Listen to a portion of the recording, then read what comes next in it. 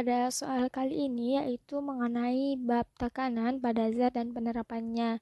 Nah, jadi di sini disediakan soal yaitu peristiwa yang terjadi jika massa jenis benda lebih besar daripada massa jenis air.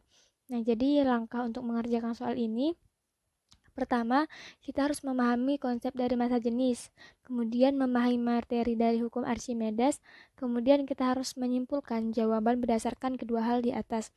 Nah, jadi apa sih itu massa jenis? Massa jenis atau bahasa lainnya itu adalah intensitas, itu merupakan kerapatan dari suatu zat. Jadi, massa jenis ini merupakan kerapatan dari suatu zat. Massa jenis adalah massa suatu zat tiap satuan volume. Misalkan ada massa jenis air yaitu 1000 kg meter per kubik.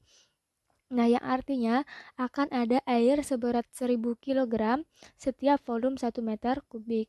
Nah, pada hukum Archimedes juga dijelaskan bahwa gaya apung ke arah atas yang dikerjakan pada suatu benda yang direndam dalam cairan, baik yang direndam seluruhnya atau sebagian, nah, ketika sama dengan berat cairan yang dipindahkan benda tersebut dan bekerja dalam arah ke atas di pusat massa dari cairan yang dipindahkan. Jadi, hal ini mengisyaratkan bahwa kerapatan suatu benda akan berpengaruh terhadap gaya apung. Nah, jadi semakin rapat atau semakin besar massa jenis, maka benda tersebut akan cenderung bergerak ke bawah. Jadi, semakin rapat itu akan semakin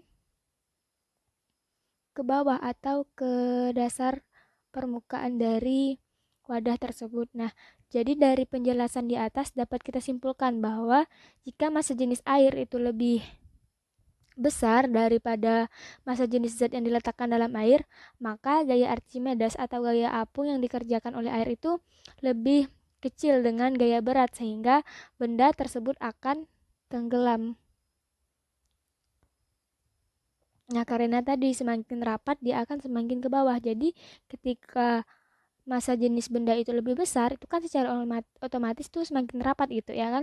Nah, jadi dia akan semakin ke bawah, dia akan jadi tenggelam. Jadi gaya apung yang diberikan itu juga semakin besar sehingga benda tersebut tenggelam.